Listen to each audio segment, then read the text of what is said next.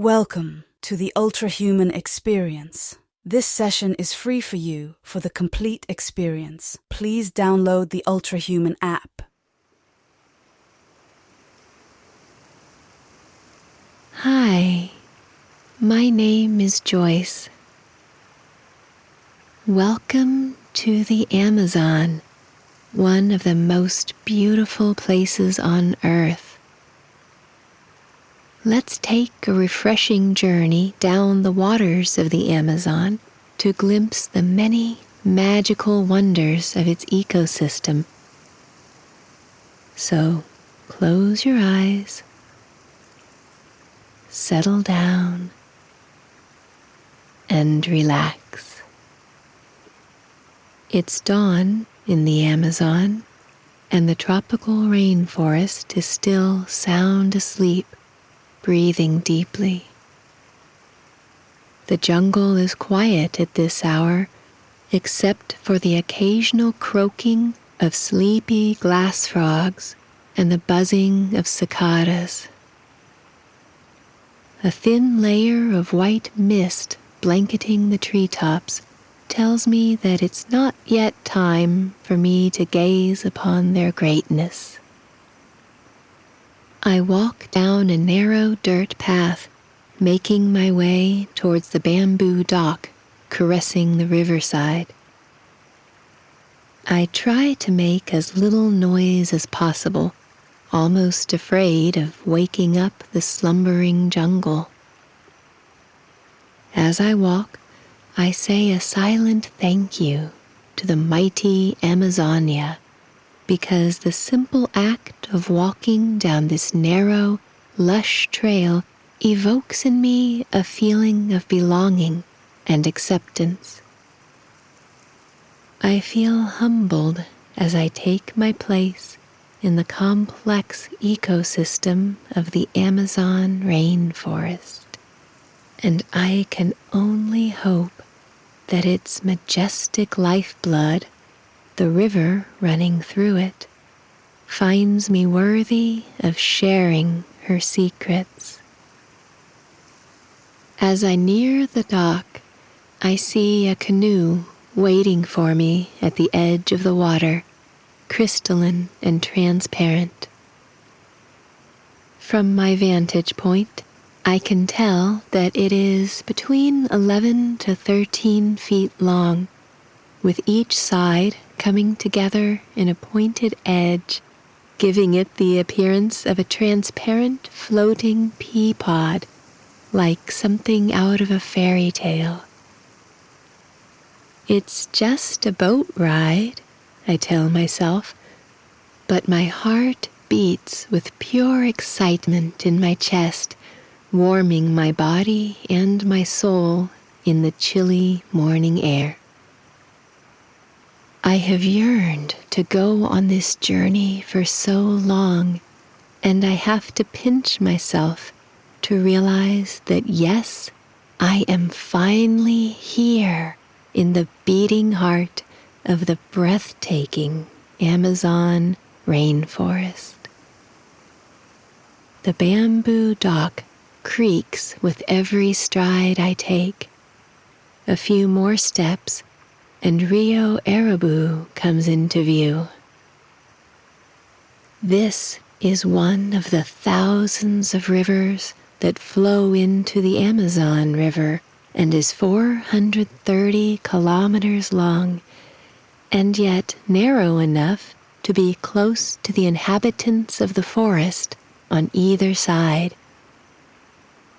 Rio Arabu is home to the famous floating forest, where the trees have laid their roots in the cool waters. Only the canopies are visible above the surface. But, as if by an act of magic, the small trees and shrubs that are submerged in the waters remain luscious and green. These small trees and shrubs also serve as a home to the countless fish species and the occasional botus, the graceful pink Amazon dolphins, who sometimes come out to play. It's a harmonious blending of land and water, a unity that goes back thousands of years. I can't help but be amazed by the magnificence and splendor of all that I am surrounded by. This morning, the river is meditative and serene, not a ripple in sight. Its polished surface glitters, mirroring the azure sky and emerald trees growing in and around the river. So perfect is the reflection that I can't tell where the river ends and the landscape begins. In a few moments, I reach the shining, transparent canoe, its bottom flat, strong, and stable.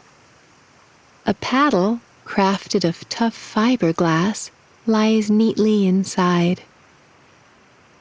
At the sight of the clear, soothing water below me, I smile with immense gratitude for all that nature offers us. I bend on one knee and run my hands over the transparent polymer material of the canoe.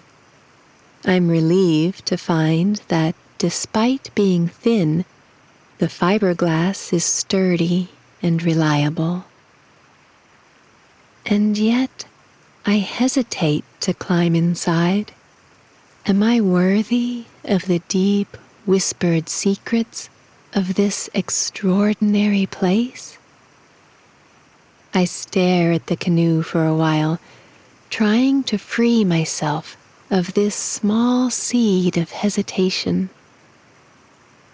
As if in answer, a giant river otter pops out of the water, a freshly caught fish in its webbed hands. It swims in circles in front of me for a few seconds, as if to reassure me that the river will take good care of me, before disappearing under the water, presumably to continue its breakfast ritual. The canoe bobs enticingly on the water, too, trying to convince me that all is well. Reassured, I gently lower myself into it, holding tightly onto the edge of the wooden bridge to steady myself. I take my time, wriggling and shifting until I find a snug sitting position. Unraveling the painter line, I cast off to the welcoming waters of the river. As I row, I relax a little and feel the cool, moist morning air as it grazes my skin, singing a song in my ears. I close my eyes and taste the fresh, delicious jungle air. It smells like a banquet, a feast for the senses, with its musky smell of newly cut wood, wet leaves, and flowers.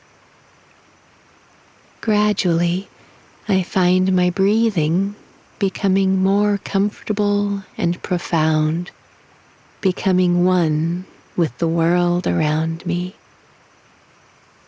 It's strange, but out here in the middle of the Amazon, I feel like I'm breathing properly for the first time in my life. As the canoe glides on the water, the Amazon sunrise in front of me beckons my attention as it regally rises into the majestic red, dark orange, and deep yellow gradient sky. I am hypnotized by the glorious sight of the crimson sky unfolding before me like a painting.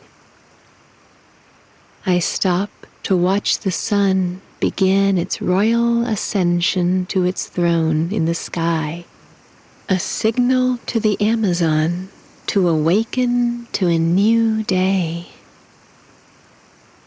As the sun peaks in the horizon, the white mist that blankets the treetops lifts. The deep green of the sleeping forest gives way to show the expanse of the collection of trees scattered in the river in clusters. They look like ancient, silent sentinels that keep watch on the jungle, reminding me that the forest is alive. A few moments later, a vivid bird song begins, which signals the forest citizens to awaken. As I look to my right, I see a pair of gossiping blue and red and green macaws, beautiful birds in the Amazon jungle. The pair call out to the other macaws that perch on top of a tree on the other side of the river. The macaws perch in groups, and from afar they look like colorful fruit that hangs from the tree until they spread their colorful wings and fly. I watched the macaws in fascination until a gentle rustling of the leaves on the left side of the riverbank drew my scrutiny. I turned my head just in time to see a reddish-brown baby howler monkey looking at me from above a tree branch curiously, before its mother takes it away in one gentle scoop. The forest's unrivaled diversity captivates me to where I fail to notice the gentle river current that's taking hold of the canoe and propelling the boat forward. My hands instinctively grab the paddle to steer the canoe back on course, but the river's gentle flow seems to whisper otherwise. I close my eyes and I let the scent and the sounds of the river and the forest envelop me, and my fingers slowly let go of the paddle. As I allow the river's current to take me where it wants, secure in the thought that the river has plans for me. As the canoe moves forward through the river, I turn my attention to the crystal-clear bottom, which gives me a 360-degree view of the river. I look down to see the riverbed covered with layers upon layers of vegetation, staining the water and giving it the appearance of dark tea. The river is home to a few fish species that the people living near the river eat. The fishes dart back and forth across the water in quick flashes of silver, utterly undisturbed by the canoe. As the boat glides through Rio Arabu's flooded forest, I pay more attention to the rows of half-submerged green trees clustered together in groups that play an important part in the river's fragile ecosystem. The trees are plentiful in the Amazon, and it's easy to miss their beauty and acknowledge their essential contribution. But as I sit quietly in the canoe, I finally see the trees, and as I continue to look, I realize that each tree is unique like a fingerprint. Some trees have sturdy brown roots that stick up from the water. Some trees are anchored in the riverbed, with only their branches and healthy green leaves jutting out. This illusion makes them seem like they are floating on the surface of the water. These trees have adapted so well in this demanding environment that it makes me realize that beauty can thrive even in adversity. As I admire the trees some more, I start to see the shades and colors of the tree leaves. I see leaves in dark and light green, peppered with splashes of red and yellow, and notice them swaying to the rhythm of the gentle breeze. The river is also home to trees that bear fruits which hang high above the branches, accessible only to the nimblest forest inhabitants, like monkeys and birds. The sun has risen higher in the blissful blue sky, bathing the forest with the light and heat it needs to flourish. The sun's rays go through the forest canopy and reveal the different shades of greens and yellows that fill the jungle. The air feels moist and hot, but the river's cold, refreshing water balances the heat and the humidity, making the canoe ride very pleasant. The serene jungle symphony continues, but this time it is more melodious. I listen closely and try to distinguish the sounds. I hear different bird songs, the hoarse croaking of frogs, the stridulating chirp of crickets, the gentle rustling of leaves as the wind blows through them, and a selection of other sounds that I can't identify.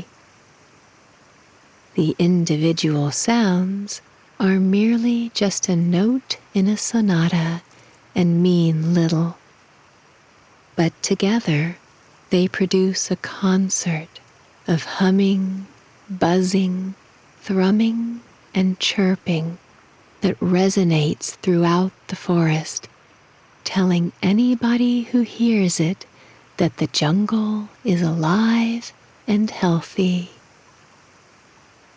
The sound of the Amazon, coupled with the gentle water's soothing sound as the canoe glides through the river, deeply calms my mind and body.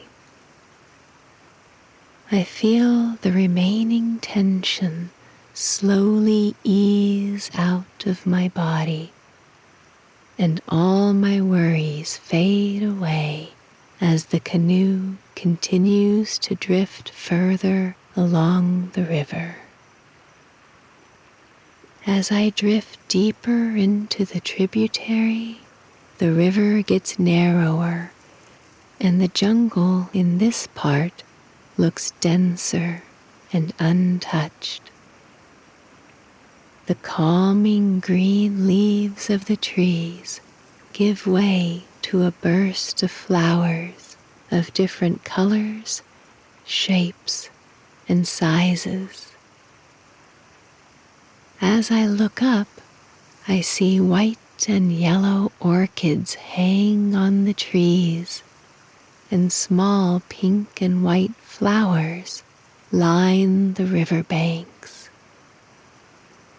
The fragrant violet blossoms hang low in the branches outstretched in the river near me, so I stretch out my arms and gently touch the soft petals. The scent of the flowers that fill this stretch of the river meld together into a fragrance that can soothe even the restless of souls. I take several deep breaths, taking in the aromatic fragrance of the flowers. I float with the current in this state for a while until the canoe approaches the river bend. The fast-moving current in this area lurches the boat forward, pulling my attention away from the sweet fragrance and urging me to continue on my journey. The canoe is moving faster here, so I take the paddle to steady my course as I continue my adventure along the Rio Arabu, refreshed and energized and at one with the Amazon. As I float further, I relax more and more, and I feel sleep closing in on me. My eyelids grow heavy, so I close my eyes and savor what Amazon offers. I listen to the calming sounds of the jungle as I feel the humid but cool jungle air graze my skin and smell the relaxing fragrance of the flowers. I stay in this tranquil state, and I feel my body and my mind slowly being rejuvenated by the water and the forest.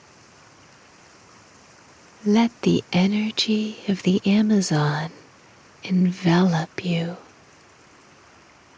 It's time to let go now. Listen to this mighty river as it invites you into the land of dreams. Let go. It's time to fall asleep now. Good night and sweet dreams.